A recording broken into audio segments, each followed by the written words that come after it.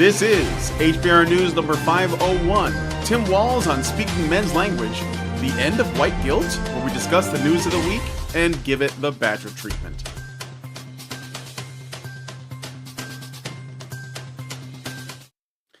Hello, everybody, and welcome to Honey Badger Radio. I hope you guys are doing well this week and that you're laughing at all of the absurdity so that you are not consumed by it. My name is Brian, your host here on HBR News, and I'm joined by, as always, my lovely co-hosts, Dr. Rana McCam and Hannah Wallen. On today's HBR News, we're going to be discussing the viral video that has everybody talking and everybody's got a take on it, including, like, Gives and Go. The UK is planning the UK plans to test transgender children for autism. Tim Walz is the man whisperer and more, so stick around, it's going to be a good time. And be sure to join us afterwards for the patron-only show. So I saw this from The Guardian, because The Guardian's always good for content for our patrons. And for our patrons. Like, it's basically just entertainment at this point. It's like, you know, my mom, she used to buy the Weekly World News newspaper, and nothing in it was true. You know, I mean, maybe Batboy and the face on Mars, but like most of the stuff in there isn't real, but it was entertaining to read anyway. And sometimes my mom would be like, some of this stuff is true. Like she wanted it to be true. She wanted to live in a world of mystery and strangeness. But yeah, so The Guardian is... I'm reading this headline and I'm trying to digest it. Yeah. So this is the headline. And fertile. Yes. This is the headline from The Guardian. Now comes the womanosphere. The anti-feminist media telling women to be thin, fertile, and Republican. A crop of conservative personalities such as Brett Cooper and Candace Owens and the outlets like Evie are convincing young women of a gender essentialist worldview. Well, this means so only... Does that mean that feminists tell women to be fat, childless, and Democrat? Yes. I'm wondering how the womanosphere is different from the feminist sphere. And I'm glad they can admit that feminism is not women. Because it's not. That's true. For the longest time, people have been equating feminism with women. Like anything that's good for women is necessarily feminism. But apparently, this Guardian cunt is admitting that no, feminism is this different thing that wants women to be fat, infertile, and Democrat. Like how that even makes sense in the UK. The Guardian is a UK publication, right? It's not. Yeah, you all are aware of it, but you don't have it in America, right? Yeah, no, we only have it on the web. I don't even know if it exists in like a paper physical media format. Imagine MSNBC times a million. Imagine the New York Times and times a million. That's the Guardian. It's not even. This is why we leave it for the after show, folks, because it's not for the faint of heart.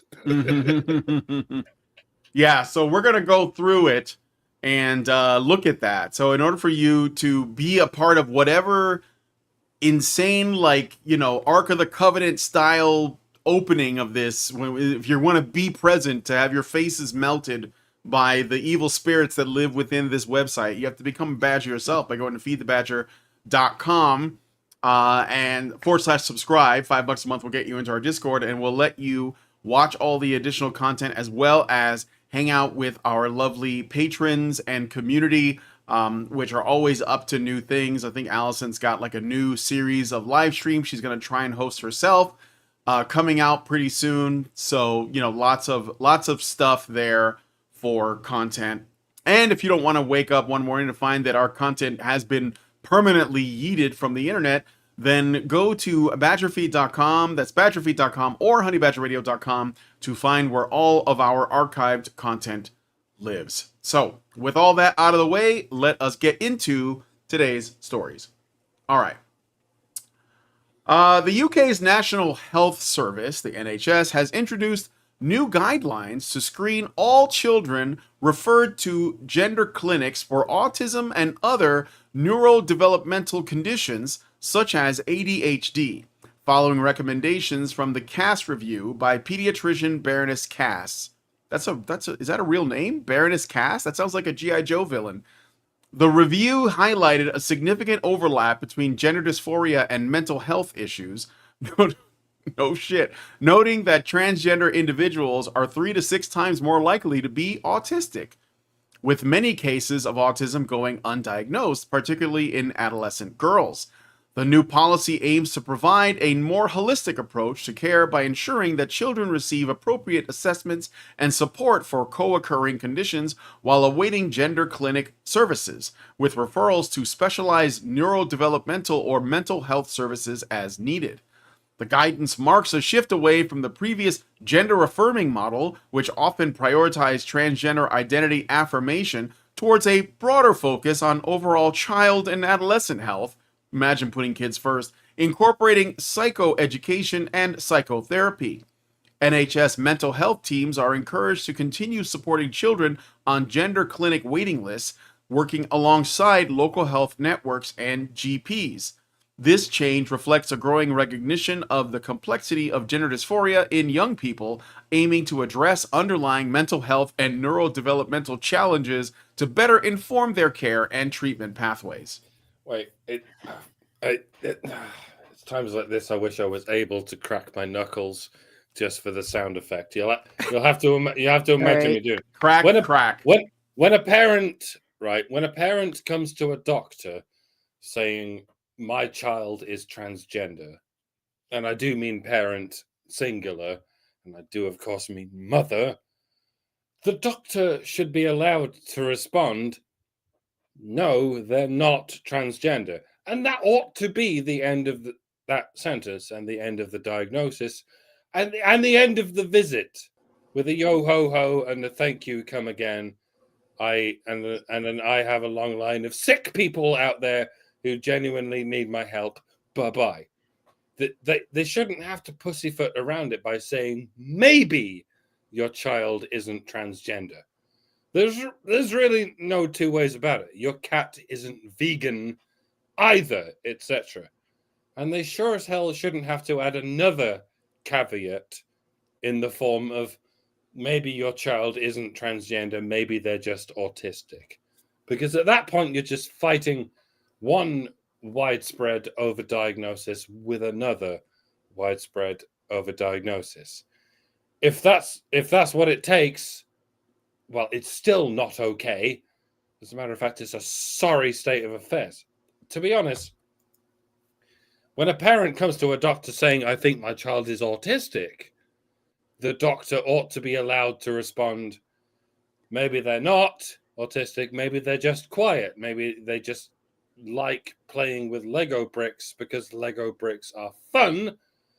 Maybe your child doesn't understand this labyrinthine rat's nest of self-contradictory social cues because the whole thing is a bunch of bullshit that was just made up to torture people. That, of course, should come with a maybe, because there is indeed such a thing as an autistic child. Maybe there really are a lot more of them nowadays for whatever reason, or maybe it's just being massively overdiagnosed because the world is being run by narcissists who think anyone who isn't a narcissist is weird, to the point of the neurological opposite of narcissism, which would be autism. But at least there is, such a thing as an autistic child. There is no such thing as a transgender child. But no ifs, no buts. You're a fucking crazy person. Stop it. It's funny how people look back on sitcoms as late as the 90s, like Friends or whatever.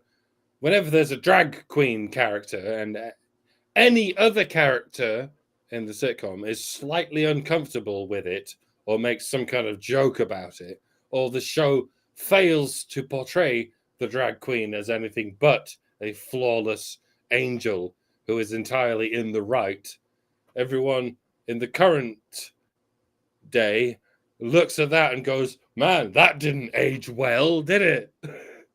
didn't it? Well, you know what I think doesn't age well?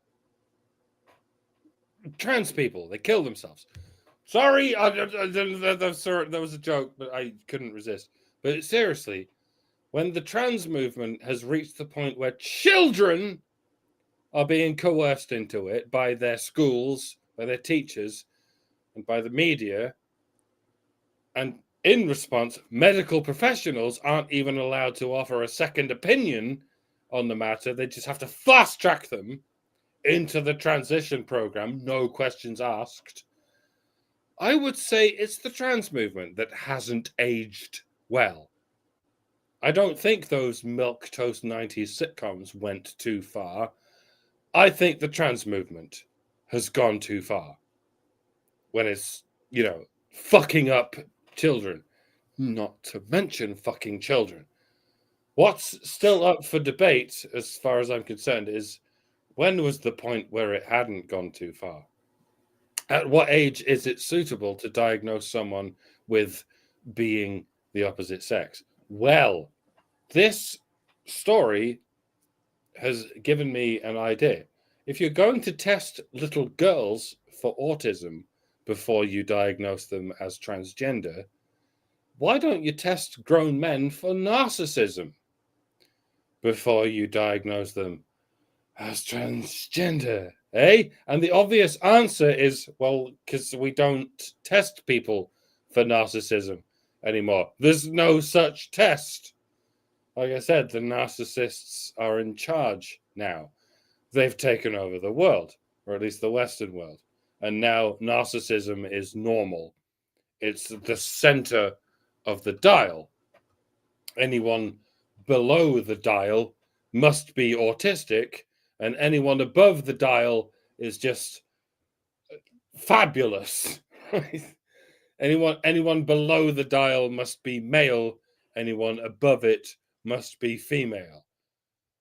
And everyone is constantly being encouraged to rise above the dial and is constantly being demonized for falling below it. And no, it's not just feminists who are doing this. Even fervent anti-feminists will label anything they don't like as autistic, while completely ignoring the obvious cluster B nightmare that is all around them. And yes, I have something of a storied history of seriously pissing people off by saying, hey, maybe everything you don't like is not necessarily autism, an emotional child's guide to online discourse. I've spent 10 years dying on this hill, folks, and I'm still alive. So beat that dead horse, I will. Speaking of emotional children and speaking of narcissists, when a parent comes to a doctor saying, my child is transgender, maybe instead of testing the child for autism, you should test the parent for narcissism. That makes a hell of a lot more sense to me. Then again, I'm not a real doctor. None of this medical advice and so on and so forth. Sorry. So you're saying it's not an sure. ought, it's an is. No. It's an ought from an ism. Incoming rant. Y'all remember when gender dysphoria was understood to be a mental disorder in and of itself? Do you remember that? Because the older versions of the DSM, remember, the Diagnostic Statistical Manual, when I took abnormal psychology in the 90s, it was recognized as a mental health condition, a mental disorder. And it was recognized that being in that condition, right, causes people pain the same way that being anorexic causes people pain, the same way that Alice in Wonderland syndrome, look that one up, it sounds like a lot of fun, causes people pain, emotional pain, because your perception is not in line with your physical reality, right? It is the same kind of pain that people go through with disorders that cause auditory and visual hallucinations, where their reality doesn't compute. And then they have difficulty interacting with other people, or they have difficulty interacting with the world around them, or it makes you paranoid. And it is a painful disorder to have. It's also very rare. Very rare. And as far as the autism thing, I think the reason that they're now testing kids when their parents bring them in and say, my kid is trans, they're testing kids for autism is because autistic girls in particular have been targeted for this. Autistic girls have a tendency to be less stereotypically feminine. We get interested in taking things apart and putting them back together, and doing things that usually you would see little boys doing, taking big risks on the playground, climbing things that we're not supposed to climb, like power line poles, utility poles and stuff.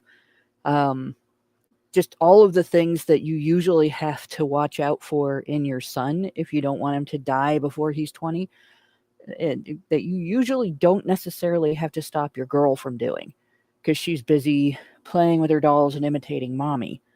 And so, of course, when you get somebody who is narcissistic, whether it's the mom, the school teacher, some club teacher or leader, whoever, and it's like, I'm going to be the discoverer of this girl's problem and the solution, and everybody's going to think I'm great for it. They settle on, obviously, trans, even though the girl has, to that point, experienced no dysphoria. She's not in pain. She's not suffering. She's not wishing she were a boy. She's not upset about sometimes being put in a dress instead of blue jeans. And there's a lot of us that had to be told, well, you can't play football in a dress. You can't climb trees in a dress. You have to wear something else when we were growing up, right? Because we didn't really differentiate. We didn't care. And there's a huge difference between not caring about the difference between how boys act and how girls act when you're growing up and thinking you are the opposite sex. So when parents bring their kids in and say, my child is trans, especially mothers, because mothers more often are individuals who have this problem, should be testing the parent and any other influence on that child who may or may not have convinced the child to experience this mental health condition that is painful, that the child didn't have until exposed to adult ideas about, well, if you don't fit the stereotype, you must have this mental disorder. Maybe they should be testing the adults for Munchausen's by proxy, because that's what it is when you inflict symptoms of an illness your child does not have on your child for attention. And yeah, most people with it would probably also get diagnosed if they were examined for it with narcissism. It is a narcissistic behavior. It is a attention-seeking behavior. To treat your child like a combination of purse puppy and Frankenstein's monster. And I'm not saying that people who are trans, who have transitioned, are Frankenstein's monsters. But when a parent experiments on their child for public display, that is treating your child as a Frankenstein's monster. You should be going to bat for your child, not using your child for attention. It is absolutely pathetic how many women need to hear that, and how many of them will be offended by it. And it's time that fathers step in as a group, not just one guy suing one ex-wife, but as a demographic, as a voting bloc, and say, you know what, ladies? No. You are not allowed to do this. You do not have our permission. And we are collectively going to keep voting out politicians that allow for it, and keep voting in politicians who will change the systems you are using to do this, to put roadblocks in your way and outlaw your behavior because it's out of control. And this is just one more area where female narcissism has resulted in widespread child abuse. And it's one of many. Many. This is no better than toddlers and tiaras or whatever it was back in the day that everybody was so outraged about, with little 3-year-olds parading around in bikinis so that they can get a little crown and a financial prize, and their moms can feel like they have the prettiest little 3-year-old around, and wearing fake boobs in the process, by the way. Right? Moms need to be checked on this. And the only people who can do it are fathers. All right. Well, again, this is a step in the right direction. The NHS at least is starting to say, maybe we should, before we start cutting off genitals and castrating children, maybe we should look at their, if there are neurodevelopmental problems that we could address instead. But this doesn't discount anything that you guys have said. I'm just saying it is a step in the right direction. However, maybe one thing that is possible is that it only became an issue when it started affecting girls. So, because most trans people were male to female for a long time, and now that it appears that it might be affecting girls, suddenly everybody's like, uh-oh, we gotta do something about this. So maybe that's what it is. I don't know. I'm just speculating. But again, I do think thing to bear in mind, right? Mm-hmm. When we Gen Xers were growing up, I just got called a tomboy. Nobody tried to tell me I was actually a boy, and nobody tried to tell me that not being stereotypically feminine meant that I had to think I was a boy, right?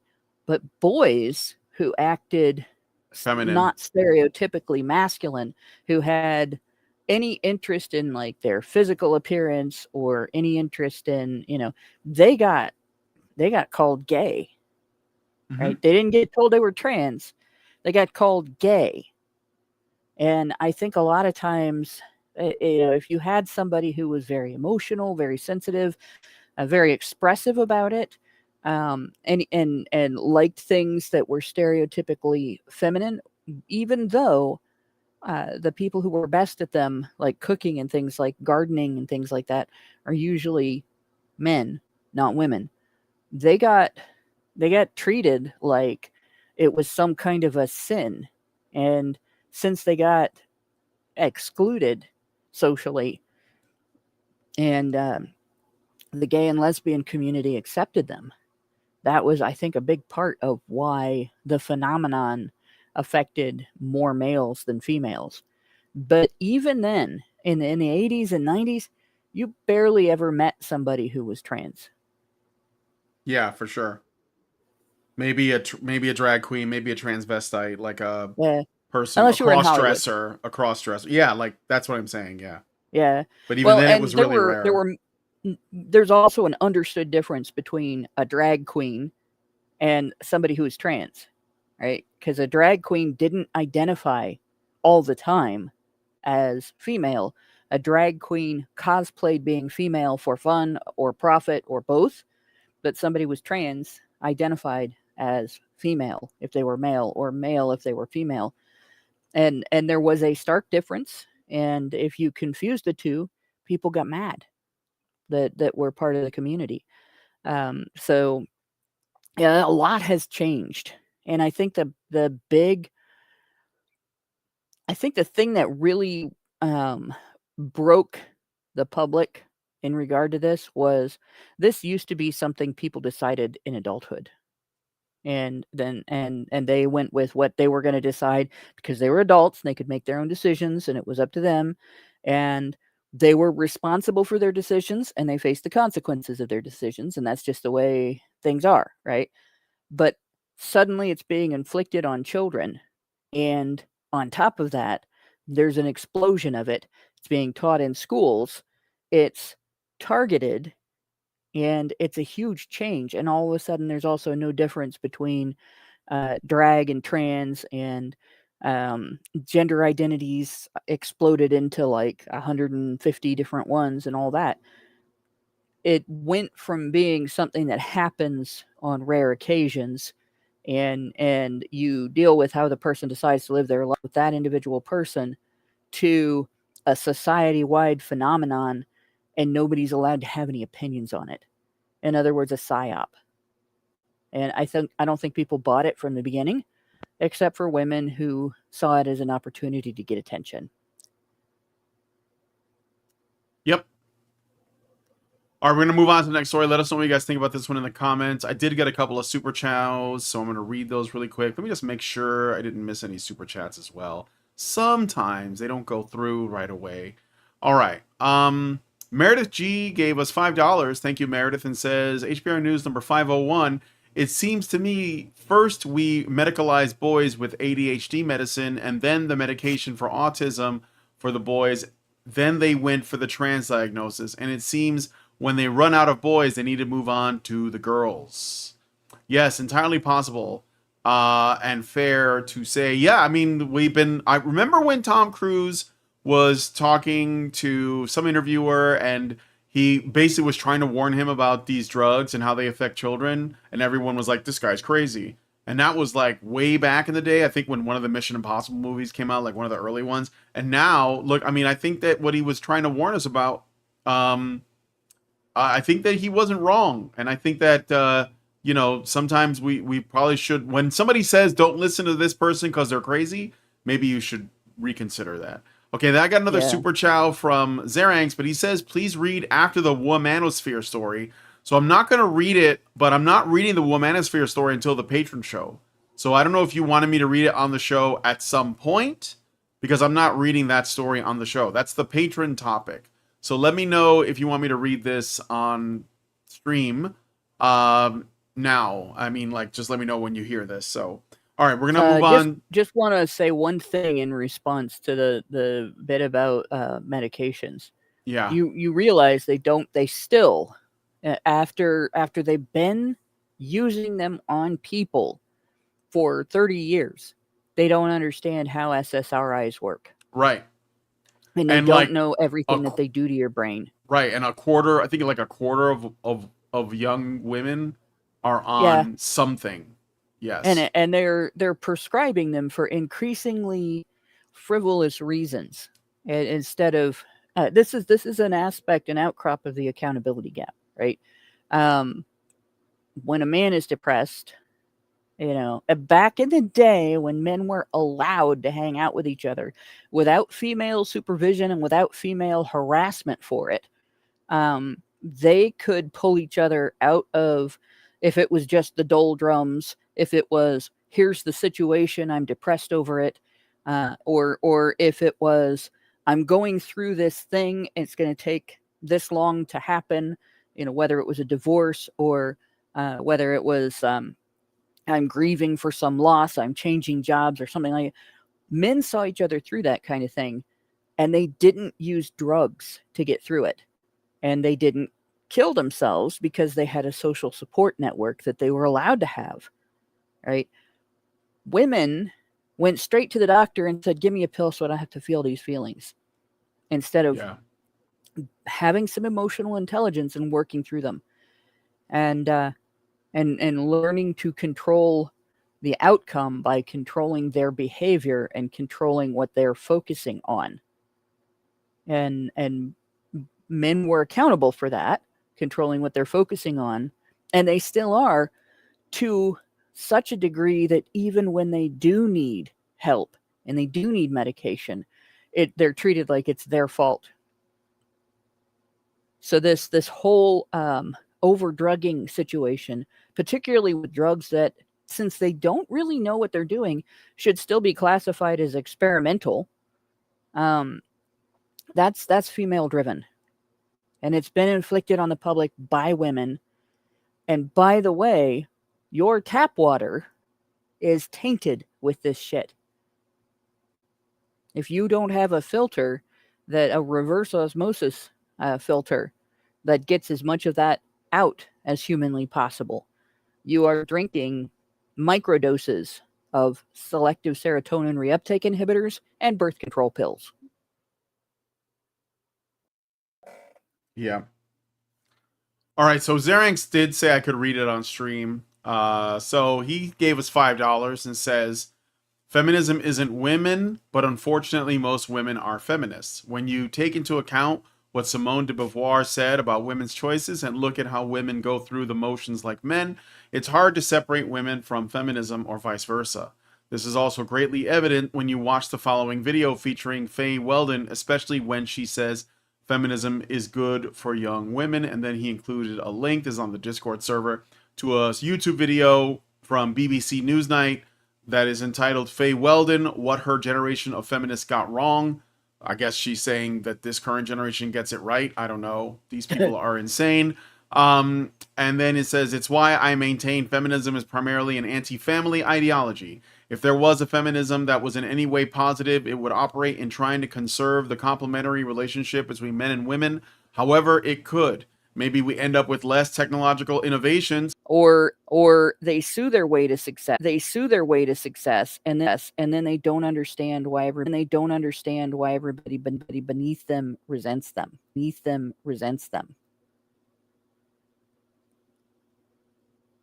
Yep. All right. So let us know what you guys think about this one in the comments. I got to move on to the next story. But yeah, let's take a look at that. So this is a short one in terms of the write-up, but I think it could be interesting to talk about. So as part of the ill-fated 2024 effort to hold on to the White House, Kamala Harris's VP pick, Tim Walz, explains what we all knew. Oh, did something happen? Oh no, the stream dropped. Hold on a second. This is what happened to me last week. Yeah, it looks like the internet is doing something, and I don't know why. Let me try to... Sometimes I can like turn off the Windows firewall. I don't know why this would be an issue, but it could be. So let me just try to turn it off. Sorry guys, I'm trying to fix this. Let me see, firewall. Let me turn off the firewall real quick. Yes, just do it. Okay. Let me see if that yeah, it looks like it's starting to come back on. I don't know, guys. I haven't done anything on my end at all. It's just like the bars. This is what happened on Thursday. Oh yeah, we're back. Are we back? Good, yeah, good. We're back. All right. That part didn't happen on Thursday. Oh, we went down. OBS kicked us out of the stream, and I'm pretty sure it was OBS. It just quit talking to Restream, and then it didn't start back up again. Yeah, I'm getting like a poor stream health, but it's catching up. It'll be fine. I don't know, guys. I'm sorry. You're back. Okay. It didn't. Yeah, weird, but thanks for... I'm watching the chat to make sure. I don't know, man. These things... I don't know, man. Maybe we're being attacked by the Chinese. I don't know. But, okay. So Tim Walz, let me get back to this. As part of the ill-fated 2024 effort to hold on to the White House, Kamala Harris's VP pick, Tim Walz, explains what we all knew, the rationale behind his pick for the position. Speaking with the New York Post, Walz stated, quote, I could code talk to white guys watching football, fixing their truck, and put them at ease, end quote. A strategy which, according to the results of the election, did not seem to work the way Walz and fellow Dems wanted it to. Better luck in 2028, I guess. So... Tim Walz is an alien, confirmed. It's difficult to get this across without body language. To like that comedian who like expressed it with the body language that Tim Walz did. I mean, I suppose we'll assume for the sake of argument that what Tim Walz is saying is true. Everyone seems to have jumped on that assumption just because it's so memeably hilarious. But this could just be a classic case of a politician lying or a politician being delusional. I mean, someone along this chain of command was being starkly delusional. Maybe it was just Tim Walz. He's like, well, I'm here. I'm on the ticket next to a brown race-baiting clown, being puppeteered by another brown race-baiting clown. And I'm an incompetent boob who pulls demented facial expressions and splutters hysterical gaffes all over the place and prances around on stage like the bastard love child of a fairy and a goblin. I have absolutely nothing going for me, but at least I'm a white man being thrust front and center by a party that openly despises white men. I can only conclude that I'm here so that Harris and Obama can pay lip service to the 100 million or so white men that they would rather completely ignore. And yes, Tim, that's actually, I'll give it to you, that's some sound logic. That does seem like a decision that would be made by a party that sees white men as an afterthought. A party that can't tell the difference between a competent white man and a bumbling, bug-eyed waste of space of a white man. But, you know, there are other possibilities. Maybe you were there because you were the Minnesota governor during the George Floyd debacle. Maybe it's not that you're a white man. Maybe it's that you proved yourself capable of allowing your state to be flooded with enough fentanyl to statistically guarantee the death of a black criminal, right when the Democrats needed the death of a black criminal. And you handled it with aplomb by further allowing your state to be burned to a crisp at the time, leading the nation and the Western world in a unified movement to burn everything to a crisp right when the Democrats needed it. Maybe you were picked, Tim, not despite your incompetence, but because of it. Because after all, one man's incompetence is another party's competence. The purpose of a system is what it does. You were picked, Tim, not because you do what is best for the American people, but because you do what is best for the Democrat Party, up to and including the complete dissolution and atomization of the American people. Pardon, especially white men. Because you were there because you represent exactly what the Democrats want in a white man. A useless, obedient, bobble-headed stooge who looks like the Lego man version of Joe Biden and acts like the Lego man version of Joe Biden.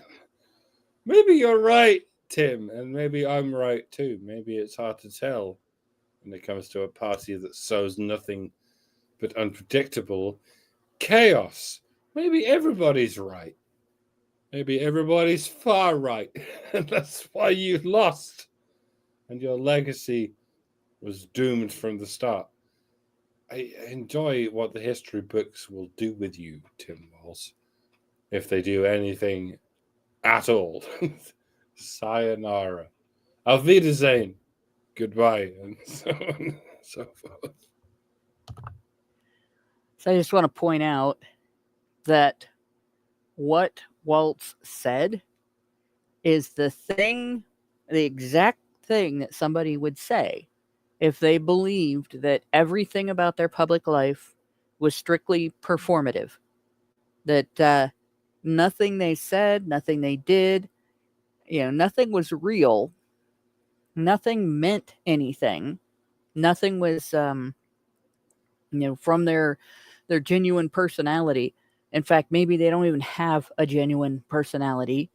Everything they do, everything they say, even everything they think is performative. It's all filling in the blanks in a bureaucratic paperwork type of life where everything has to be dictated by a political perspective and what is the prescribed norm of the people around them and the people in charge of them, right? The people who judge them. And that is why he didn't understand the level of tone deafness in what he said. Not just the tone deafness toward white men, right? Where, like, if we just talk right, if we just say the right things, they won't see through our shit, right? If we just say the right things, they won't know that we're lying to them and we're going to do a bunch of shit that's going to ultimately be a betrayal of them and be bad for their lives and everything. But he was also tone deaf in using the term code talk. Right? Because who were the code talkers? They weren't trying to communicate with people that didn't understand them. They were using the fact that foreigners wouldn't understand them to help prevent foreigners from figuring out our military strategies. They added an extra language layer to the secrets, that they were speaking over the radio, so that even if one code was broken, the fact that the language that it was being spoken in was not English as expected would make it impossible for anyone to translate, especially anyone in Japan or Germany, where they didn't have a lot of experience with Native American languages. And they actually did something good. Right? They actually helped protect people. What he's talking about doing is tricking people into voting for someone who doesn't support or stand for them by lying to them and pretending to be something he's not and expecting them to not see through it. What a slap in the face. Mm-hmm. For the men who won voting rights for their people by going into war zones to do this work with little to no protection of their own, having to rely on somebody to protect them who was told to kill them if they got captured. Huge risk that they took for benefits that last to this day. And it's just shameful, honestly. But it's typical of the Democrats, right? That kind of tone deafness. Oh yeah, if we just perform whiteness and we just perform masculinity after all of the shit we have pulled, white men won't see through it and they'll vote for us. Woohoo! They expected that to work. Why? Because they think you're as dumb as they are. Or dumber. Yep. You just got to keep proving you're not. These people will not go away until you have so many times proved that you're not dumber than they are, that they recognize they're never coming back to power. That's what has to happen. Mm-hmm. Mm-hmm. Yeah, and well, I'm just glad that we live in a time now where people are, at least to some degree, savvy enough that they could figure these things out. This is why independent media, like ours, is important. Because if we were getting all of our information only from the legacy media, you would not hear this story. You would presume that Tim Walz was a man's man, coach and all that. And you would have fell for it, or potentially fell for it, if you weren't looking at the policies and the things that you care about. But the fact is that in general, politicians have not given any attention to men, especially leftist ones, because they tend to be more feminist. But I would say that across the board, generally politicians are not asking questions about men because they presume that men don't have anything to be concerned about. And the truth is that they do, especially boys. So this is going to be addressed. I think that that's starting to change. And I'm grateful for us having, this kind of media landscape where we can learn these things about the people that we have given power to. So I am hoping that Tim Walz will lose his power. We'll see how much the people of Minnesota will wake up to this. I mean, he basically, locked it down, allowed it to burn, allowed drugs in, and all of that. And he almost became our vice president. And I mean, like, it was a significant victory. But when you think about literally what his party was running on, which was just women's right to kill their babies, like, that's the only thing they had, is essentially fear mongering about what the orange man might do to women. That was all they had. And it was still frighteningly close. Like, frighteningly close considering, right?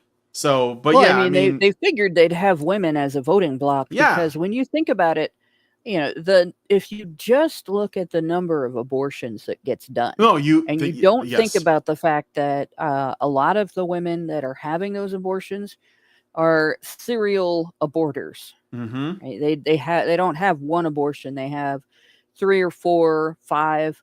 I have met one who had 6. Right? Yeah. But women have made being aborted the leading cause of human death in the world. That's including third world countries where starvation is still a fairly big threat, right? So, of course, they assumed that the female voting bloc would all vote against Trump because abortion. They don't think about the fact that about half or more of the female population is anti-abortion. Not everybody agrees that law is how it should be dealt with, but there are a fair number of us that aren't going to get upset if it's outlawed because we're not going to use it, right? Yeah. And we think that people who do use it are wrong. So what's the point in keeping it legal? So, of course, again, it's performative to them. They have convinced themselves of a certain mindset being the norm, and they're play acting that mindset. And so they assume everybody who is not part of that mindset is just play acting another mindset. So if they just play act that mindset, they can make what they want happen. Yep. All right, well, let us know what you guys think about this one in the comments. We're going to move on to the next story, which is probably going to be a big one. But let us know what you guys think about this one in the description or in the comment section of this video. All right. So this is the word that shook the world.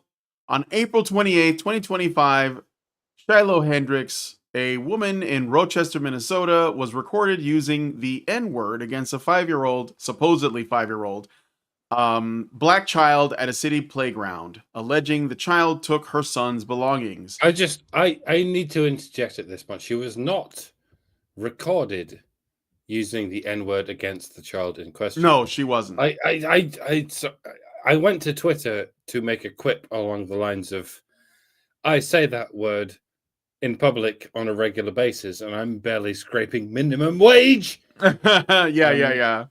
By the way, nigger. But I got a response. I got a response along the lines of, "Yeah, but you didn't record yourself yelling it at a kid, did you?" And I appreciate the banter, but let's not muddy this in lies. She sure as shit did not record herself doing this. That would be, seriously egregious. She wasn't even recorded by someone else yelling that word at a kid. That would have gone viral by itself. She wasn't recording anything.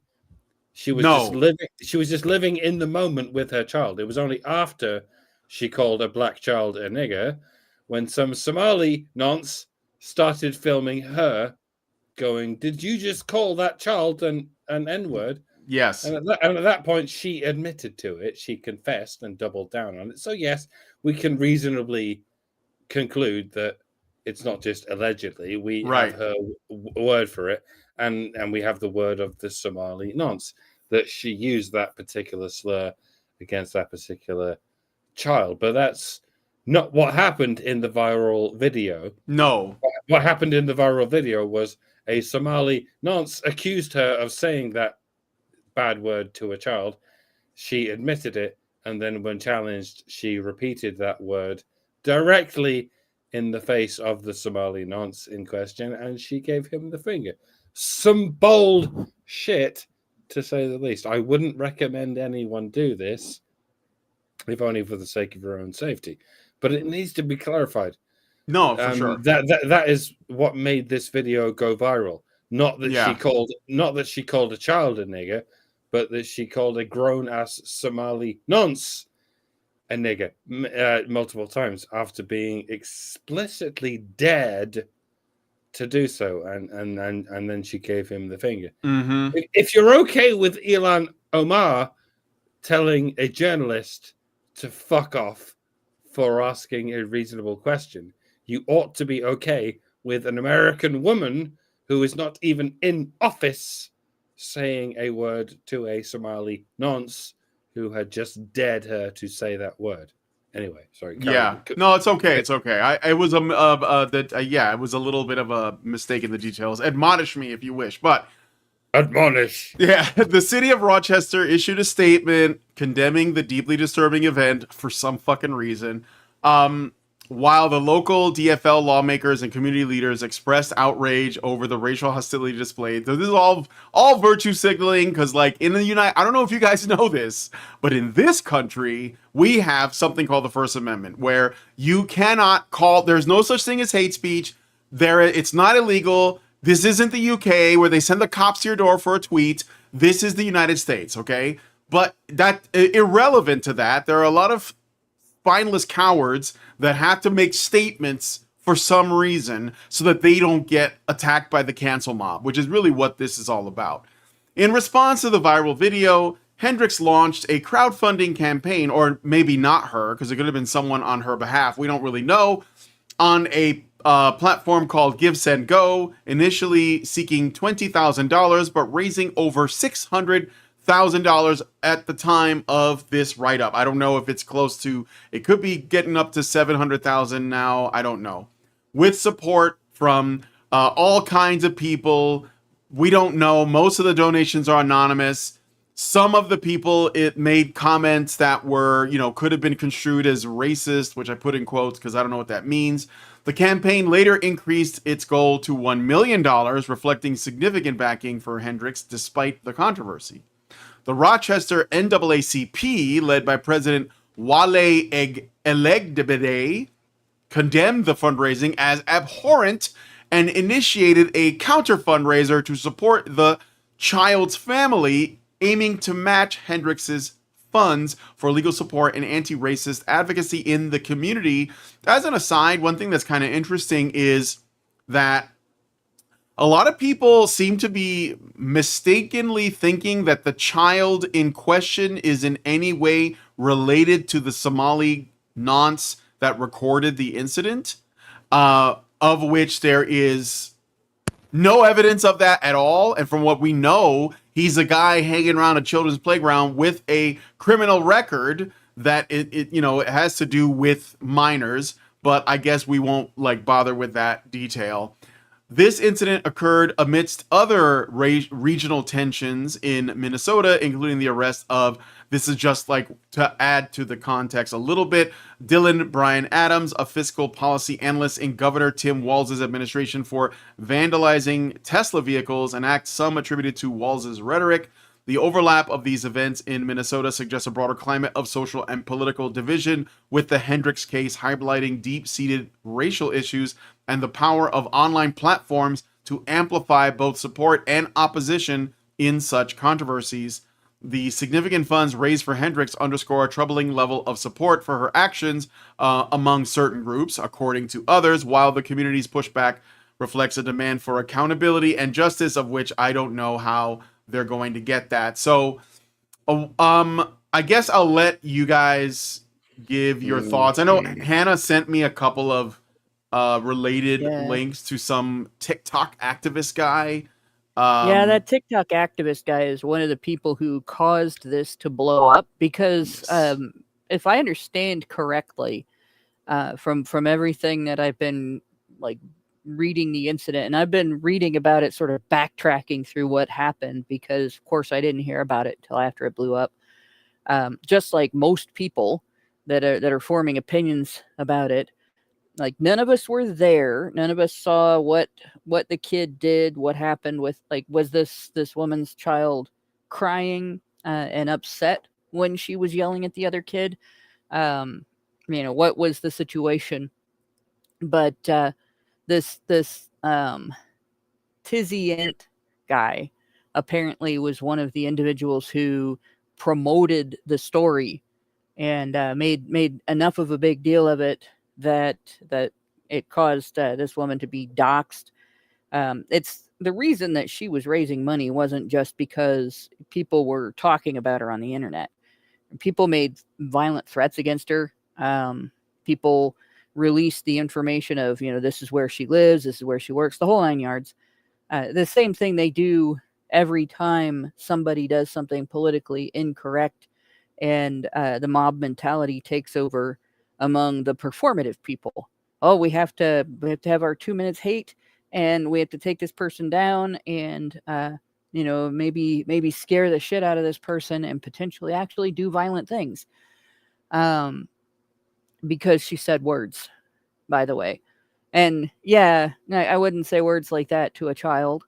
If I was at the park with my kid when my kids were that age, and somebody did something, somebody underage did something I didn't like, I would go looking for the parents.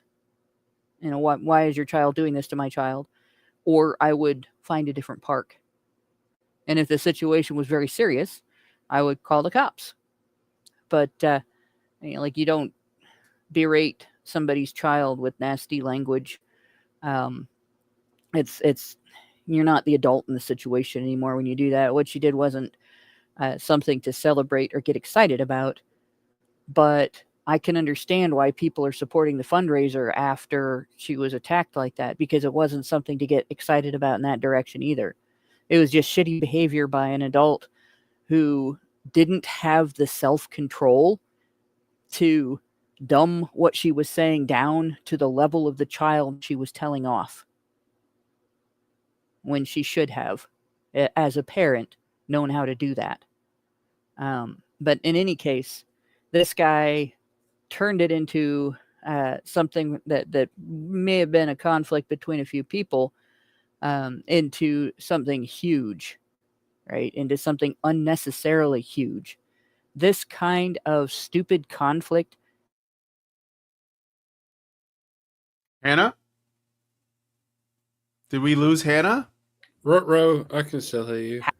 Oh, Over there's topics both racial and not racial, not gendered. What's the matter? Oh, you dropped. It's fine. I We can dropped? hear you now. Carry Okay. Well, how much did you miss? a couple seconds. on. Okay. Yeah. Nothing major then. But yeah, this kind of conflict, this isn't unusual. The only thing that's unusual is that it went viral this time. That someone's shitty behavior in the moment went viral this time. That her immaturity in the moment went viral this time. And that was targeted by a guy who has a history of the exact same immaturity. And in our links for this story on the Patreon, there is a link, a facebook.com link for victims of Tizzy, and you can see somebody has compiled a video of some of his shitty behavior that is the same kind of behavior that this woman engages in. So for him to get all up in arms about her behavior is kind of hypocritical. Yeah. So that's why I said that's relevant. But in the meantime, we have this, the way this blew up, we have this situation where people are taking pro and anti positions regarding what she did and regarding what the person who filmed her did, and regarding this blowing up and the outrage and the behavior toward her as a result of it blowing up, when in reality, none of this should have been that big. We just had an incident in our country that people are that polarized over, involving one kid killing another kid. Like 2 17-year-olds got into a fight and one of them stabbed the other. And people racialized that, and people have been called racist for calling it a bad thing that one individual stabbed the other. Right? It has nothing to do with race. Stabbing people is bad.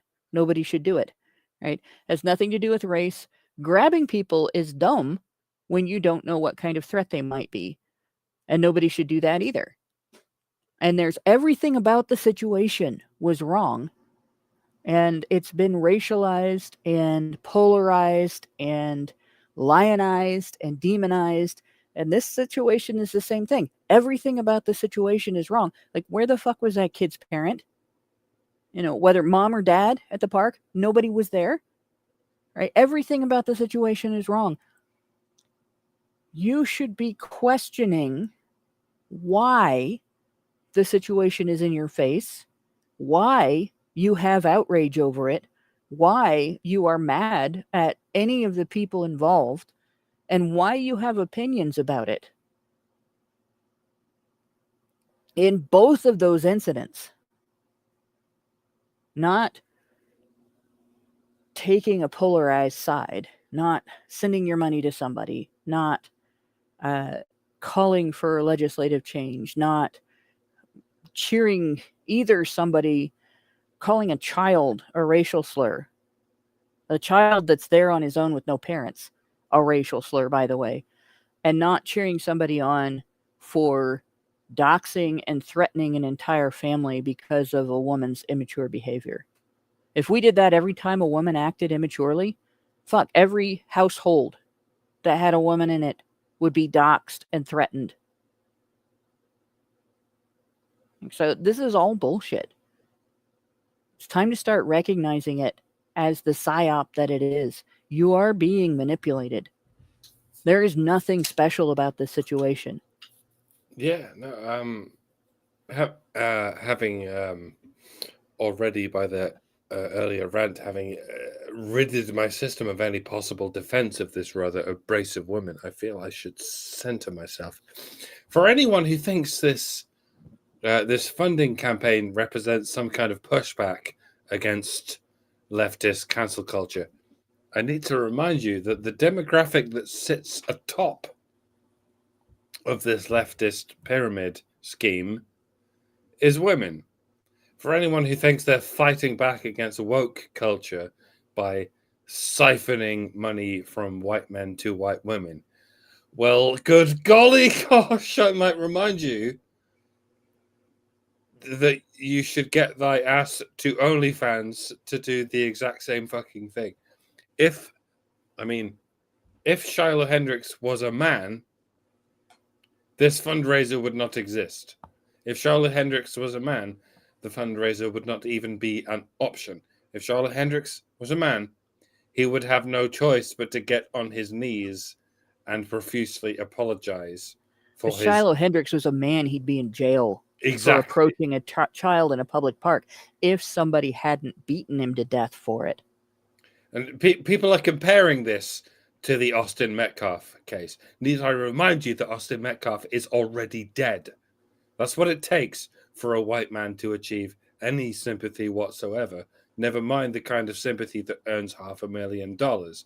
But he hasn't even achieved that, even in death. His killer is the one who is $500,000 better off. I really hope you'll have noticed the tone shift. I hope you can recognize that there is a tone shift between murder and the word nigger. And yes, I'm going to keep saying that word, and I'm going to keep inviting you to notice that I haven't killed anyone. So whenever you hear anyone, anywhere, in any political spectrum, making a moral equivalence between saying a rude word and senselessly murdering someone, I really hope you can eject the person who made that moral equivalence from your conscience. This is not even up for debate, folks. There is no word in any language that is even remotely as bad as murder. I don't know why I even need to clarify this. 5 years old, my ass, by the way. Never mind that this kid might not have, in fact, been 5 years old. Never mind that he might not be autistic. It's irrelevant. I don't care if someone leans right into the gaping maw of a black vagina yelling nigger at a stillborn black fetus. That is still not as bad as taking a human life. And fuck you to all the corners of the earth if you think it is. So yes, I understand where the romantic, chivalric white right is coming from. But I'm not going to sit here and pretend that you're not doing the same shit that got us into this mess. The apocalyptic bullshit we call woke is an attack on straight white men. It always has been, specifically and explicitly. And you are categorically not going to fix it by siphoning wealth and power from straight white men to everyone else. And everyone else includes white women. Shiloh Hendricks is a white woman. And white men are making her a millionaire. Again, if Sorry. If she were a white man who did the same thing, she would not be on her way to be becoming a millionaire. You would all be leaving him out to dry. You look at that video, you think, oh my God, she's a skinny, vulnerable woman with a baby in her arms. She must be a victim. And yes, maybe she is.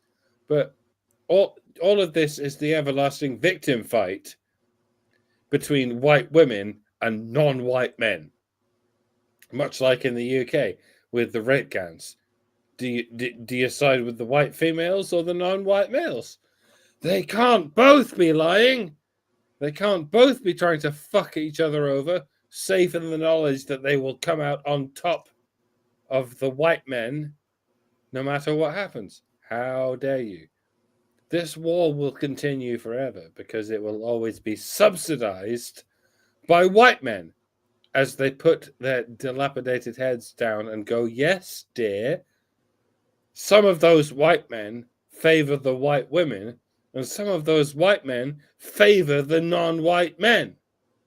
And they will fight each other for their place just above the bottom, as the white women and the non-white men fight each other for their place just below the bottom, while non-white women sit atop the throne, safely in the knowledge that they are eternal victims who can safely direct the war from a place of blameless brilliance. If you really want to push back against the woke mob, against the cancel culture of the woke mob, you know what you would do? You'd go, lol, it's a fight between a white woman and a non-white man. Let me grab a beer and some popcorn while these professional victims have a professional victim fight. This is not my bag. This is not my concern. I'm going to sit here at the bottom of the pyramid while you daft cunts kill each other. And I will rise like a phoenix from the flames and inherit the earth, like I was told would be my birthright as the meek. We are the meek. Isn't it? Well, I am the meek. I'm surrounded by highly energetic, highly hardworking people, but I am sitting here being meek, waiting for the promise that one day I will inherit the earth. It's a strategic position. I will wait until everyone else has killed each other, and then I will no longer be the meek. Then you'll see. You'll all see. Well, you won't. You'll all be dead. But whatever. Praise bounteous the zombies who will eat brains, for they will eat the brains of the zombies who eat, I don't know, niggers. Good jube. You know what I miss? Oh.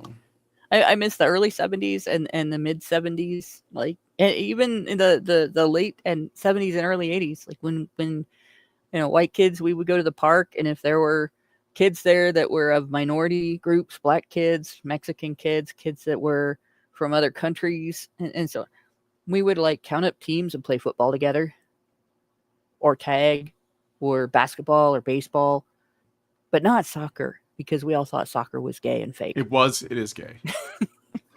Well, okay. Or monkey bar tag, which was a hell of a lot of fun. Here's what I've been thinking about with this, okay? I know that we don't want to believe this, but there's a lot of resentment towards white people from the blacks in this country. A lot.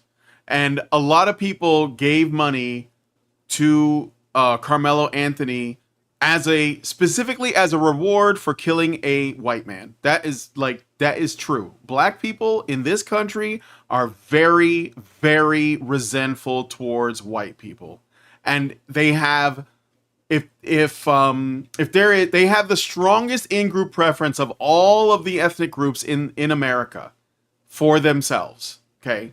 That's not this whole why don't we just kumbaya together? They have to stop hating white people. They have to stop. And they don't want to because they legitimately resent them. That's just the truth. I lived in the hood. I know. Okay, they didn't like Latinos that much. But they really don't like white people. They think that they're the cause of all of their ills. And they will do anything to essentially keep white people in a constant state of apologizing and kowtowing and redirecting resources. They act like regular women, but it's men and women of a specific demographic. And that's unfortunately due to multiple generations of a broken family and feminization and this narrative of blame. Like nothing you did is your fault. Your conditions are not. It's because of the white man did that to you. And that's just what it is. And I hate it. I know guys, black guys, that are really successful and they're still really resentful. They feel like they should be for somehow even more wealthy than they are. That's how much the resentment is. So yeah, it's a psyop, but it's a psyop that goes back over 100 years. Okay, and that's never gonna go away until something in those people changes and they start altering the culture. And I don't know that that's gonna happen in my lifetime. What's happening with this? It's not going to change their minds. They're just going to hate you more. Oh, well. But I think that it is good not to apologize. You have nothing to apologize for. Nobody does. To anyone. For anything that's happened in history. You just got to move on. But the reality is, they are resentful. And they will take out their revenge. And you're probably best just avoiding those people. Because that's just the truth of it, okay? I mean, they take it out on each other. I watch that happen. It's just the truth.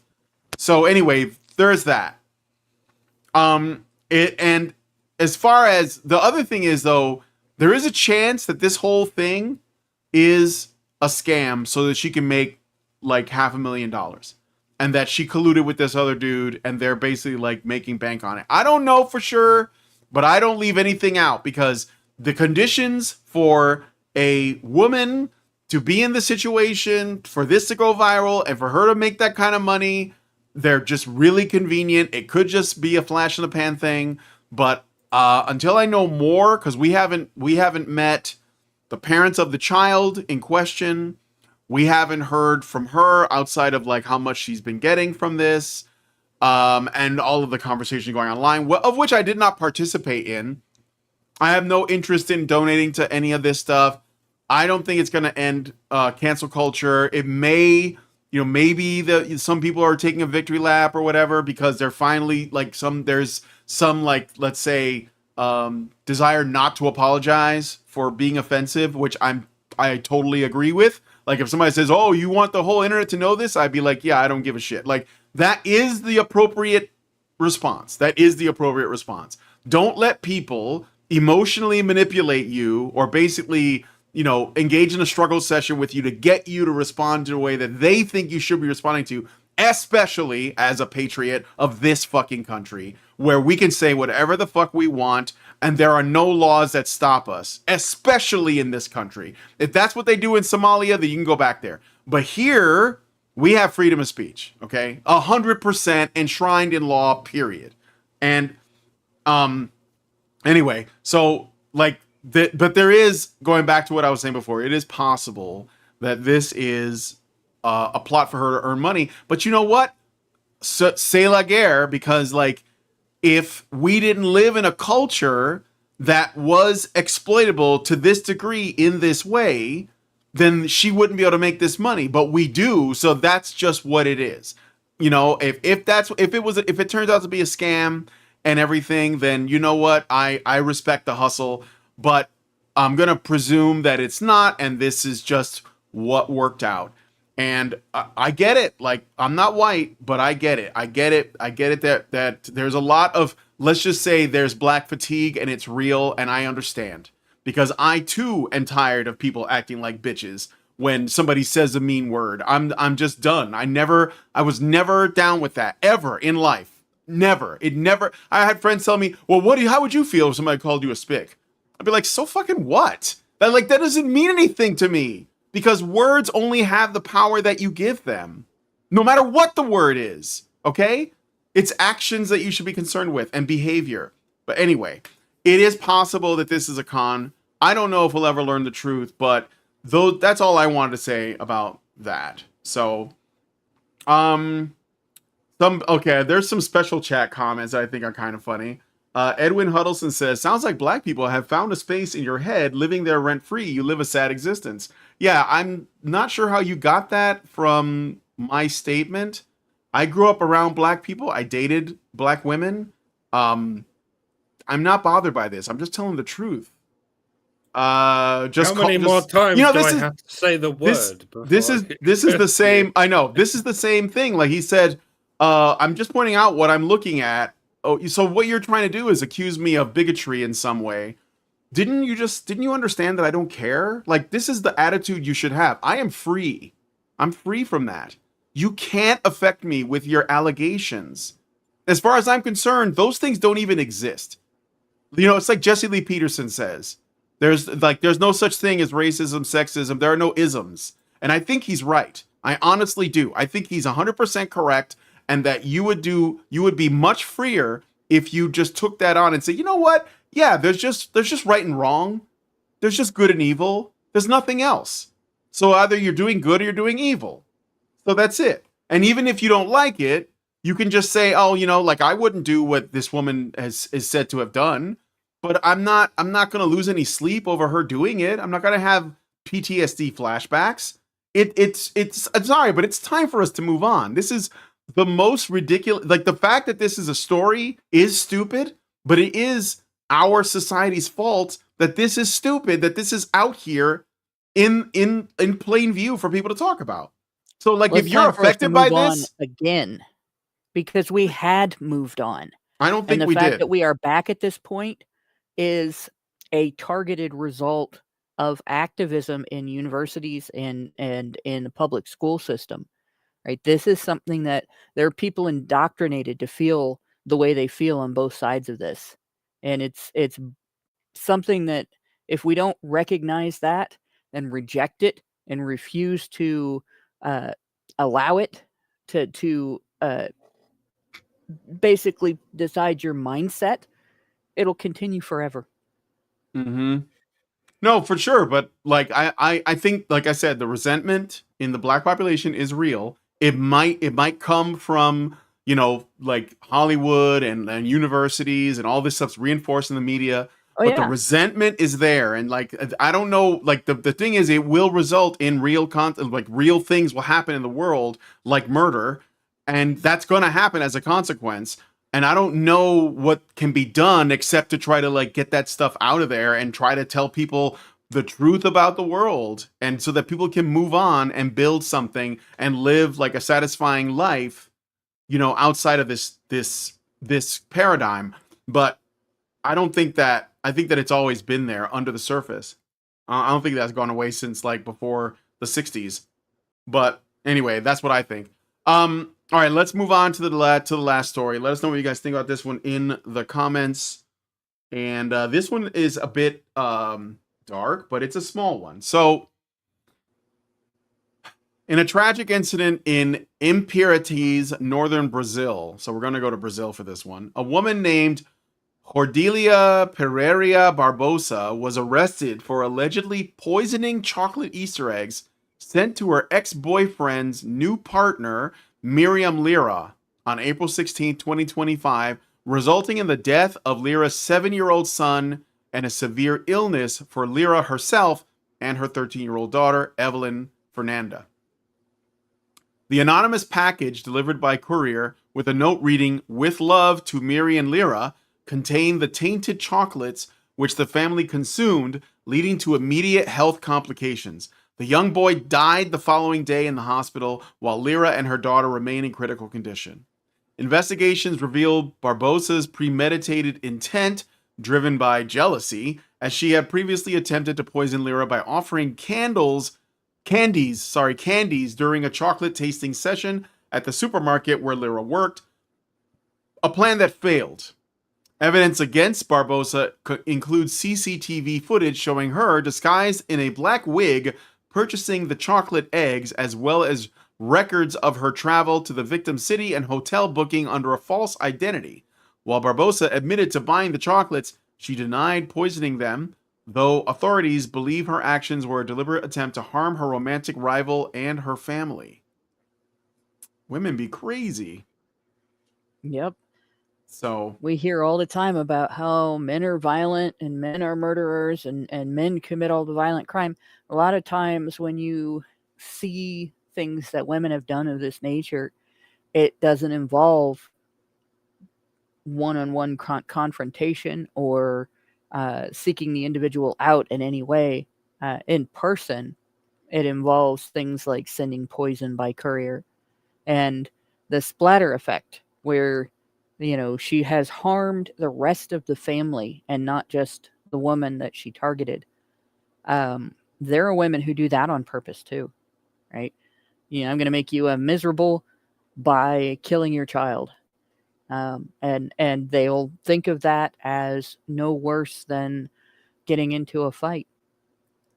And people think of women as innocent and pure and nurturing and kind and all these things. They don't think of the other side of the feminine, the toxic side of the feminine, jealousy, rage, and envy, and that this can rise to the level of murderous rage, and can rise to the level of not even caring who you hurt in the process. And it did in this case, and a child is dead. A little boy is dead. Right? And this is something that it won't get the level of attention that it would get if, say, the genders were reversed and the jealous man went to her house and fired into the windows, or went to his rival's house and fired into the windows and accidentally hit the rival's daughter. Then it would blow up and everybody would be talking about how all men are like this and this is just male violence and so on. Both sexes do it. Violence isn't gendered. Sometimes the methods are gendered, but the behavior itself, it exists in both sexes. And the main difference between when a woman does it and when a man does it is that when a woman does it, it doesn't get wrongly gendered or generalized to all women. When a man does it, it does get wrongly generalized to all men. Mm-hmm. Mike? Wait, what? Why are you asking me? Oh, I don't know if you want to say anything about the about. I don't know. Fuck about shit. Leave me alone. Okay, I'll leave you alone. I'm sorry. Yeah, I mean, this is like just a really simple one. Like, yes, women can do shit like this. I wonder if she was dressed up like, I just imagined her as like an old hag, like Snow White kind of a witch. Instead of like a poison apple, though, it's like a chocolate egg.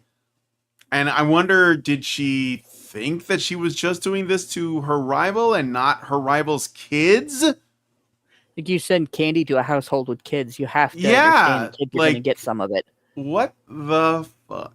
Okay. But if she was an entirely selfish person and she received candy and she had kids, would she share it? So if she would not, then maybe, you know, she might But not. she is a sharing expect- parent. She did share them with the kids. No, I mean the poisoner. Oh, I see what you mean. Yeah, like, right. if Would she assume If she's that, a narcissist, would she share chocolate with children that she received, or would she eat it all herself? yeah, good point. Like, so she might not have expected the other woman to share it either. Yeah, it's true. It's true. Well, anyway, so I think that's basically all the stories that we have. So we're gonna basically go into the patron show now. We're gonna look at this article called "Now Comes the Womanosphere," the anti-feminist media telling women to be thin, fertile, and Republican. We're gonna get a little bit more into that. Yeah, I know, it's kind of wild, isn't it? So after menopause, women can't be part of the womanosphere anymore because we're not thin and we're no longer fertile. Yeah. All right. So, yeah, if you want to join us for that, go to feedthebadger.com/subscribe to become a member and hang out on our Discord server where you can participate in all of the additional content, including patron shows and other things. I think there might be a game night tonight or something like that. So please consider Cards being a Against part Humanity. of that. Cards Against Humanity. That could be fun. Yeah. So, yeah, well, hopefully we will see you guys there. And thanks for coming on the stream, especially those of you guys who are watching on the mobile version, because I know that it's asking a lot for you guys to stick around for that. But with all that said, we're going to get out of here now. So if you guys like this video, please hit like, subscribe if you're not already subscribed, hit the bell for notifications, leave us a comment, let us know what you guys think about what we discussed on the show today. And please, please, please share this video because sharing is caring. Thank you guys so much for coming on today's episode of HBR News, and we will talk to you guys in the next one. Men's right activists are machines, dude, okay? I meant to say, see you next Tuesday. Men's right activists are machines, dude, okay? They are literal machines. They are talking point machines. They are impossible to fucking deal with, especially if you have like a couple dudes who have good memory on top of that too. Holy shit, you're fucked.